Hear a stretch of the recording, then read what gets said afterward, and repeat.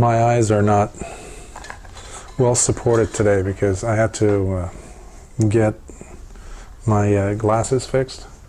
So I have supplemental glasses here, which I haven't used for over I don't know how many years. So every once in a while I'm going to have to try to reach for perhaps some things that I prepared. Human birth is so rare. We're so fortunate. Interesting you were mentioning about heaven, and you mentioned it earlier. And for the longest time,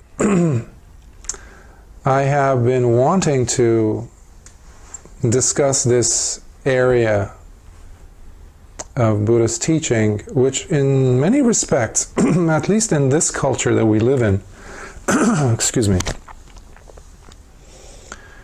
this topic is somewhat controversial, almost a taboo, with many of us in the West turning towards Buddhism as the next best thing, the thing for us to follow in our lives and guide our lives by. We have, unfortunately, kind of pruned away, trimmed some of the aspects of Buddhism, and at least in the case of teachers out in the West discussing Buddhism or the Dhamma, I've noticed that this is a topic that not many people want to touch. And this happens to be about hells and heavens, and what to look forward to once this thing, this life that we live, is over. You know, there are some movies. I remember one movie that was, I think, done in the 70s, and recently I've also seen some movies out. Hollywood made a few where there's this, I wouldn't say commune, but at least this world that's constructed within walls, outside of which not much is known, where all of the inhabitants of this town or commune or community are very young. And the oldest person probably might be in their 40s, after which they go on this adventure and never come back. It's sad, but in many aspects it's ironic that in our minds, at least, this is the construction that we have of our lives and what is to come next. When we talk about hells, for example, I've had recently someone ask me, but you don't believe in that, right? I mean, you're a Buddhist. I mean, you know. I said, well, it's not a matter of belief. It's a part of the teachings. Rebirth is part and parcel of the teachings. I cannot cut that out simply to allow the Dhamma or the teachings to fit into what I expect it to. I mean, come on, I left my Judeo-Christian background behind me and I've moved away from that. And so I am mature now. I am thinking in different light. I can't follow this, nonsense about hells. It's a metaphor, right? It's a metaphor. No, it's not. I mean, it could be, if it helps the person to kind of process as to what could really be waiting for me if I live this kind of a lifestyle, where precepts don't matter, where my control, application of control over my thoughts is something that's just taking place haphazardly, based on impulse, for example.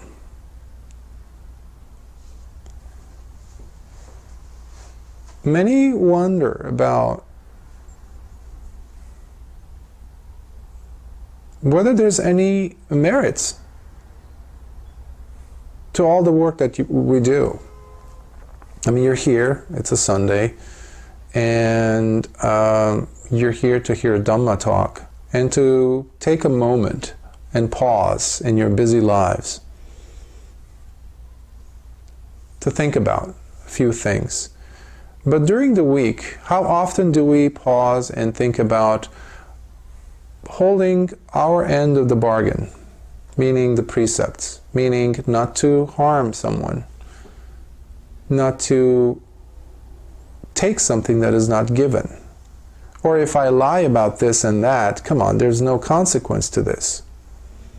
Well, based on this tradition, based on what the Buddha taught specifically,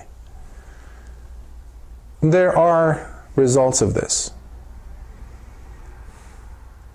There is a hell. There's actually several in Buddhism. Now, a caveat has to go with this because, again, when we're coming from, most Westerners are coming from a Judeo-Christian or even Islamic backgrounds, because these are faith-based religions in a sense. You know, Judaism, Christianity, Islam. And even the terms religion and faith become interchangeable when we're discussing or dealing with these specific religious traditions. So if you remove the faith aspect of it, the religion does not hold. It doesn't have a leg to stand on, as it were. So for those belief systems, it's absolutely essential to have that faith be such an integral part of the practice or the tradition. However, when we go to study the Dhamma or Buddhism specifically, we see that faith is there. Yes, we have to have some level of faith towards at least the enlightenment of the Buddha.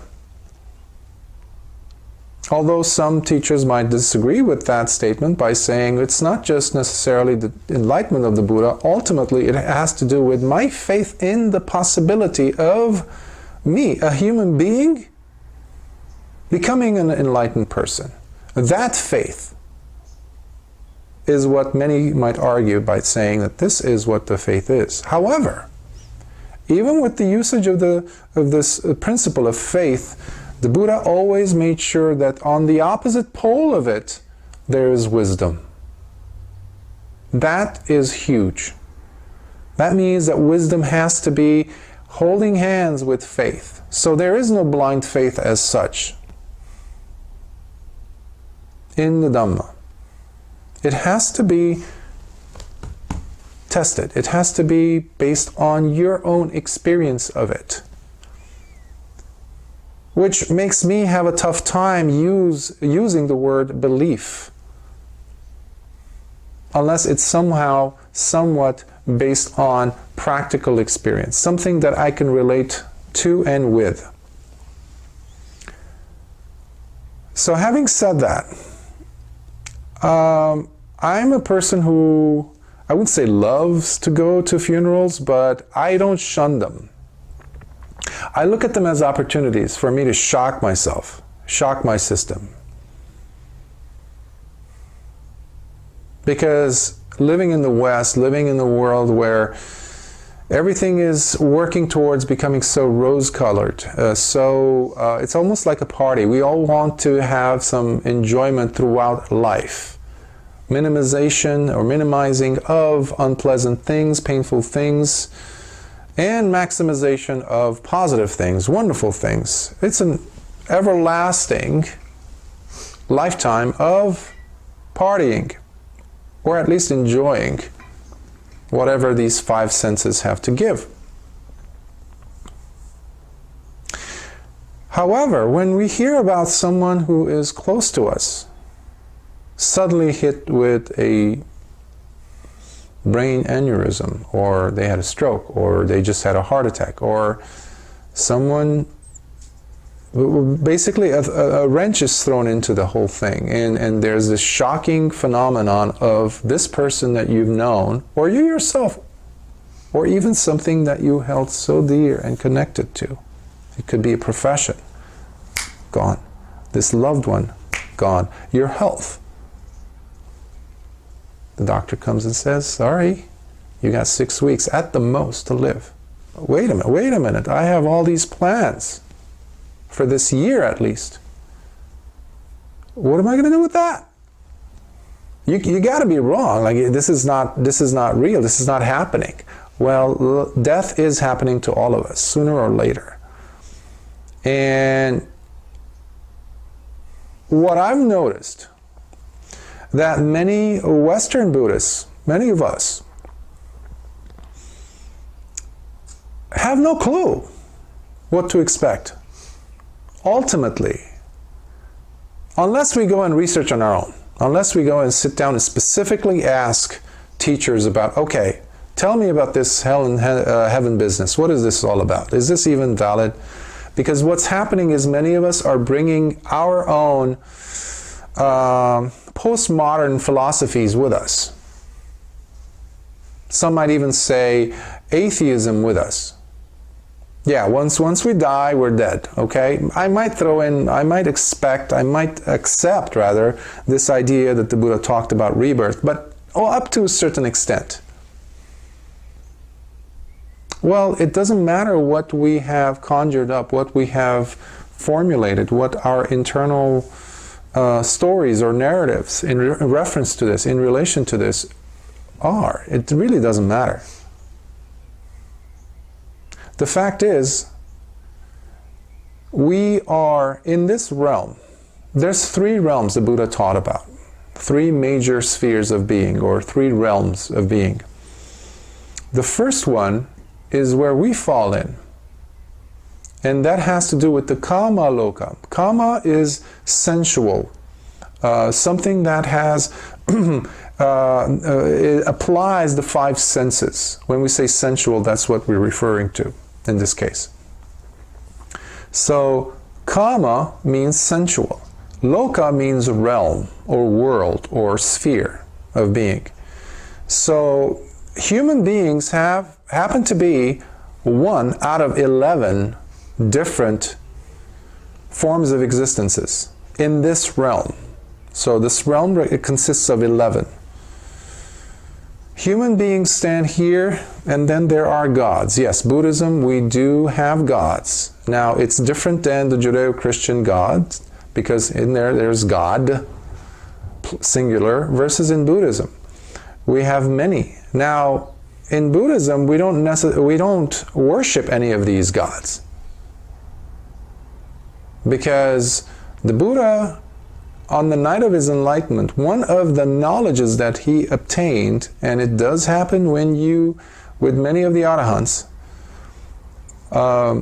where they have these 3 knowledges. One of the knowledges is the ability to see through many, many rebirths, and to look at the cosmos and be able to see what's what. What is the construct of this whole thing? If you want to call it the Matrix, yes. All of these different realms become clear to the Buddha. And that's one of the qualities of a Buddha, by the way. And he saw that all of these gods, no matter how high up he looked, they too are subject to impermanence. Meaning, the ideas that we grew up with, many of us in the West, thinking that there is eternal hell or eternal heaven, there is a God that lives forever. There is no such thing in Buddhism. There isn't. Because no matter how long some of these gods in the higher realms live, they're very long time. Each, for example, the highest gods live up to 84,000 Mahakalpas. And the gods that are on the lowest rung, basically right above us on that level that I mentioned, they live about by human life, comparison to human life, it would be about 9 million years, which is their 50 celestial years. And these are all listed. These are all from the Buddha's mouth. So these are not commentaries. So these aren't made up later on. by, like some authors have said in Western Buddhists, secular Buddhists. So, but I want to come back to the 11 realms, of which the fifth one is us, humans.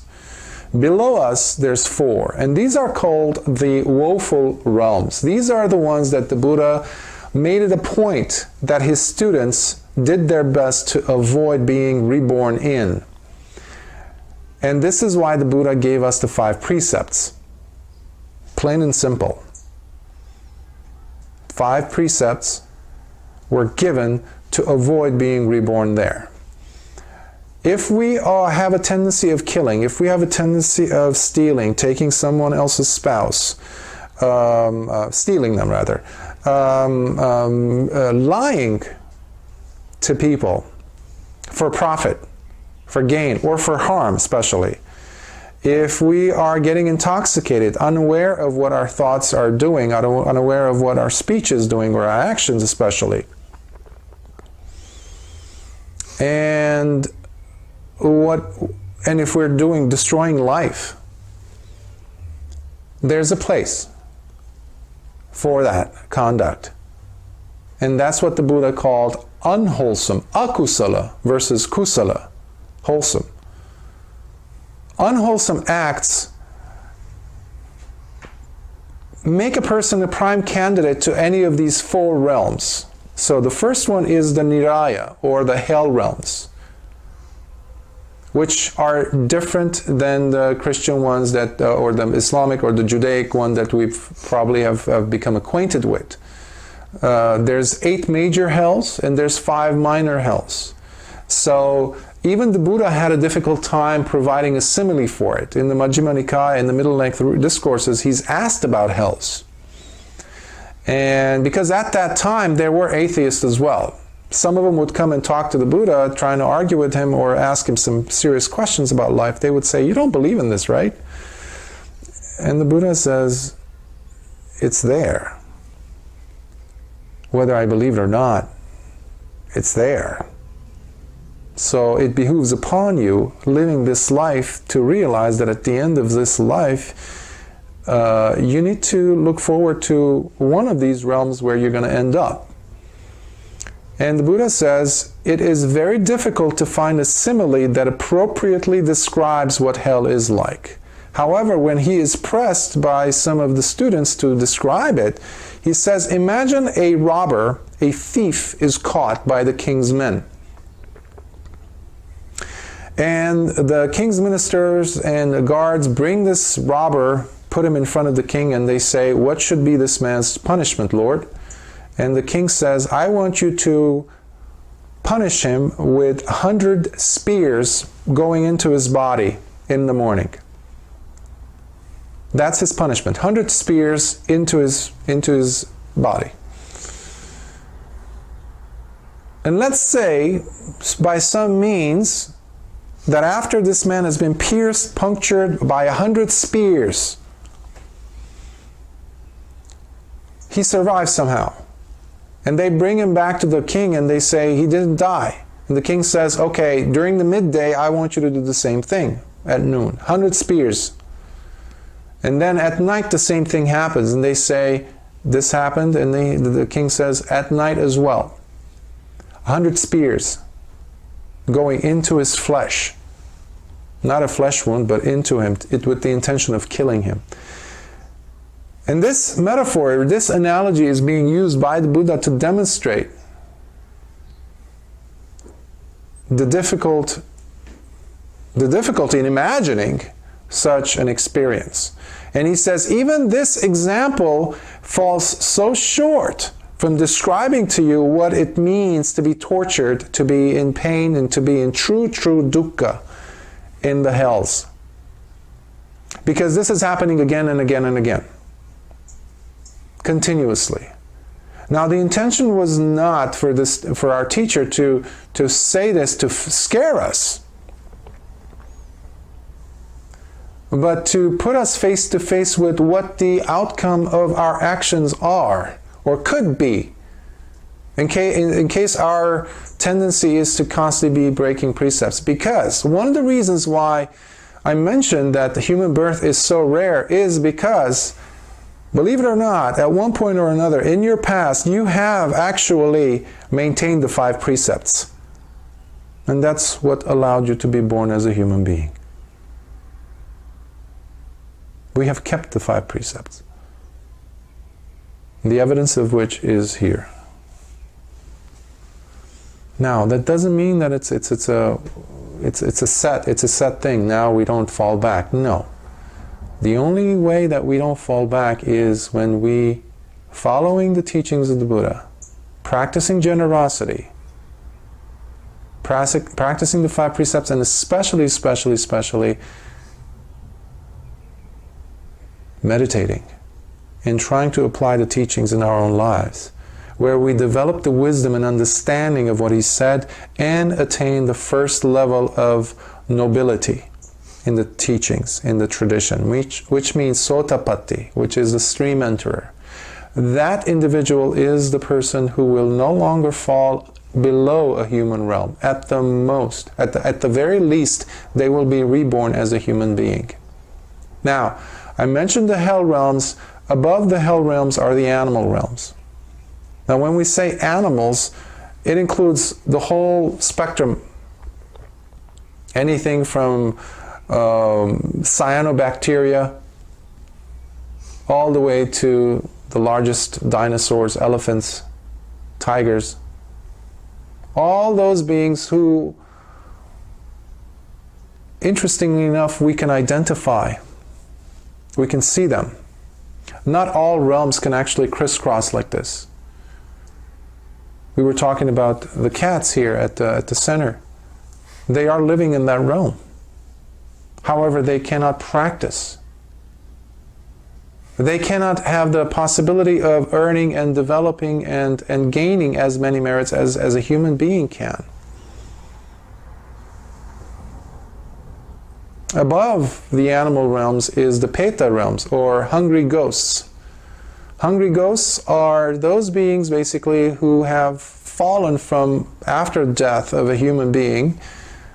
They've fallen into this world of hungry ghosts because of their tremendous desire to obtain things and a lack of sense of generosity, actually. Always wanting, always wanting. I know several people in my life. Some of them are related to me. Their whole lives revolves around making money, and the fruits of that labor to be spent only for themselves or their own very close-knit people or family, immediate family. Anything else, a dime falls out of their table, they want to pick it up and put it in their pockets. So there's this craving constantly for more and more and more. And the image that is presented in the teachings is that of a being that has a belly sometimes as big as a hill, as big as a mountain in some cases, as a stomach that large, however, with a mouth that is as big as a pin head, a needle. Just tiny, tiny little. So there's no way that these individuals are able to consume anything to feed themselves. So you can imagine the suffering that they're in. So in Buddhism, in different traditions within the Buddhist practice, we have ceremonies where we make offerings, specifically for the hungry ghosts, because they are tortured. They are in pain until their moment of the completion of their demeritorious or unwholesome karma is over, is depleted, and then they are reborn in, hopefully, in a higher realm. And then the 4th level of the lower realms is the asuras. Asuras are what you would call as demons. Now, fortunately, these realms, they don't, in the case of the hell realms, the hungry ghosts and the demons, they cannot willingly go and penetrate into our realm, our sphere of being, unless we want to invite them. Now, this is not like some Stephen King or some Hollywood horror movie or whatever. scenarios being discussed. These are all listed in the teachings. And they are not cultural mumbo-jumbo like some secular Buddhists have mentioned. It's a necessary thing for us to study, because it is our own existence, guys. If we don't take charge of it. If I see a sign and I'm traveling on a freeway and the sign says bridge ends, construction underway, and I see another sign that says stop, bridge finishes or ends in 500 yards, and I still am going at 75 miles an hour or 70 miles an hour, I'm responsible for what's going to happen. And it's not all doom and gloom again. However, I need to know. I'm a very curious person. And that's why I ended up with Buddhism after years of studying and searching and spending time in monasteries, even when I was a teenager. As a Christian teenager. I wanted to know. I wanted to understand. So it behooves upon me to actually study these things to make my own judgment at the end. Because I'm not going to just take it by luck. So by going to funerals, as I was mentioning earlier, that puts me face to face with my own mortality. It forces me to think seriously, at least for that brief moment in time. To pause the tape, as it were. Now, I mentioned 4 lower realms, and the 5th realm is here, humans. Here is where we have the best options, as far as a good balance, if you like, of gaining pleasure as well as pain. Pain is there. In this life, we're not going to be in heaven, period. We can try. We can live life in comfort, we can stay away from causing people harm, etc., etc. However, dukkha is going to be there. We're going to feel old age. We're going to be experiencing toothaches. We're going to be experiencing headaches. So this is not a realm where we just have pleasure. Those come above the human realm. And there, within these 11 realms that I mentioned only 5 of, the 6 realms to follow are Deva realms. They're called the divine beings. Gods, if you like. In Buddhism, we do have them. However, as I said earlier, the one that's to follow right after human beings, their celestial lifetime is 50. And that equates with about 9 million human years. And that is the shortest lifespan in the heavenly realms, according to the Buddhist teachings, Theravada teachings. And as you go higher and higher and higher, it gets to be subtler and subtler and subtler, until you hit the 11th. Here are beings where, and there's different, I actually got us here for the center a framed poster of all these realms, and I'm going to ask Bhante Shanti or someone to actually put it up so it could be visibly there, because I was having a difficulty visualizing this years ago when I started studying it. So I'm a very visual learner. Just to give you an idea of the expansiveness of the lifetime we're talking about here, because it pushes our own limited views of what time is. I remember one time ago someone was asking me, how do you believe in this stuff? And I said, okay, do you see that ant walking close to your feet? He was like, yeah. I said, if I go and ask that ant that there are these human beings who live up to 100, sometimes more, super centenarians, he's going to go, stop pulling my leg, man. This is a joke. It can't be. We're only supposed to live this much time. And if you ask a certain type of butterfly that only lives for a few hours, and then you compare it to us over 100 years, a lifetime, that might give us some clue as to the plausibility of these statements. And then above the 11th, we have 16 realms. These are no longer based on the five senses.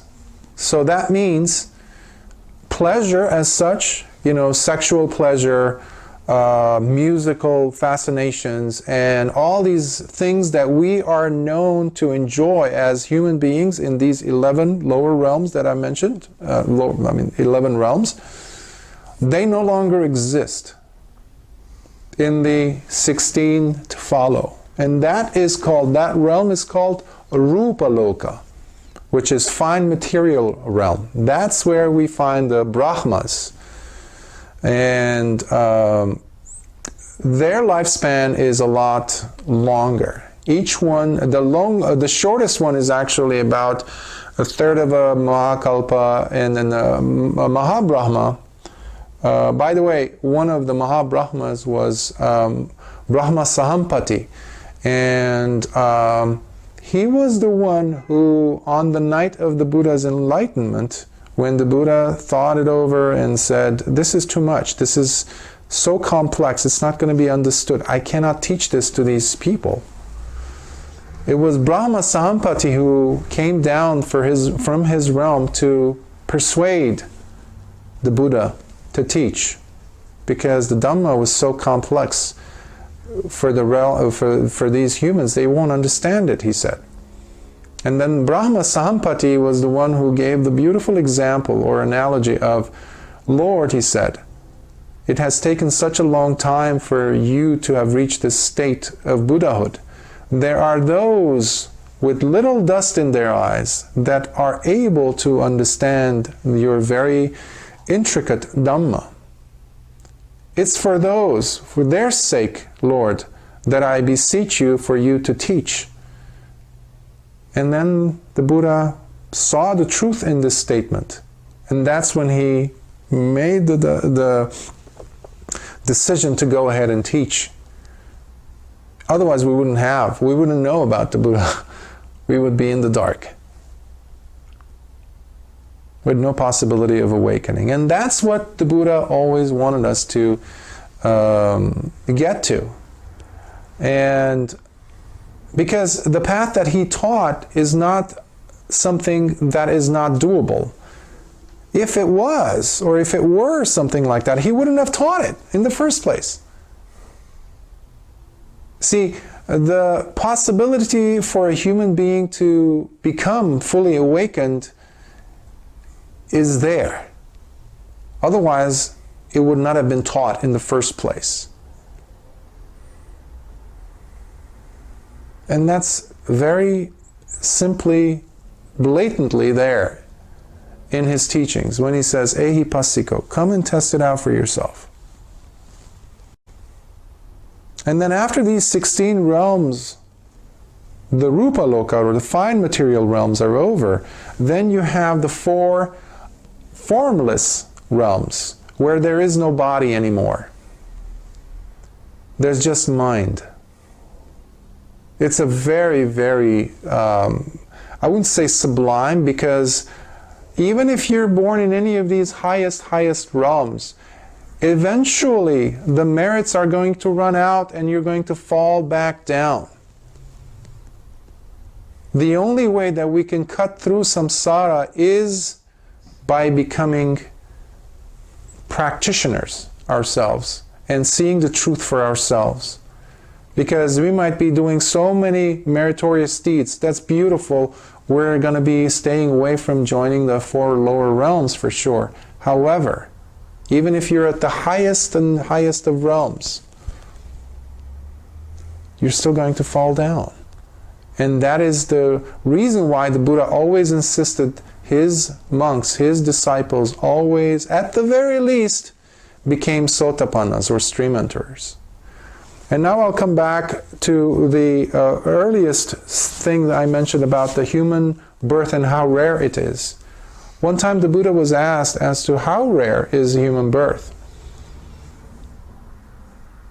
And he said, imagine there is a one-eyed yoke. Yoke is what you would attach on a horse or an ox.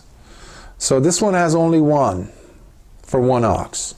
He says somebody takes this and tosses it into the ocean, open ocean. And it's floating in the open ocean. And there is a sea turtle that is blind.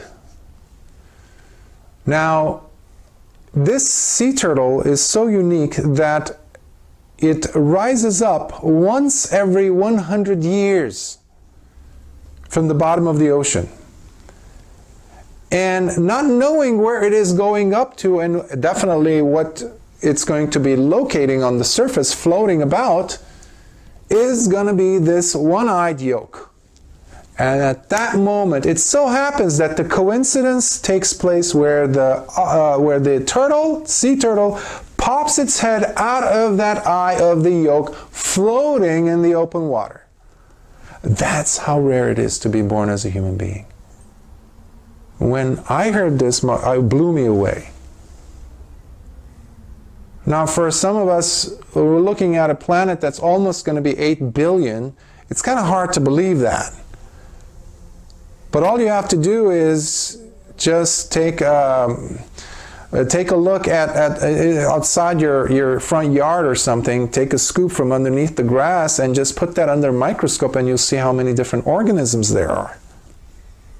I'm not even going into the microscopic life form in your gut. The billions and billions and billions of them in a tiny little square inch. So how do we use our life on this planet? Hells and heavens, they're there. Practicing the 5 precepts. When we lie to our loved ones, thinking that we're getting away, when we take away something and saying, nobody saw it, I outsmarted everyone, or we get into powerful positions and we take away or harm people. Come on, I'm wearing this nice Gucci suit and nobody can talk to me. I have bodyguards all over me. Like I'm untouchable. Not exactly. We're all going to die. Where are you going to end up? That is the question. How often are we asking that question to ourselves? And what are we doing about it? And making a good return on our life on this planet. And happiness is the way. And our practice delivers that. Thank you for listening. Any questions? There's going to be a lot, but why don't we get the questions after the chat? That could be, yes. It's now noon. All right. All right. So hold those questions.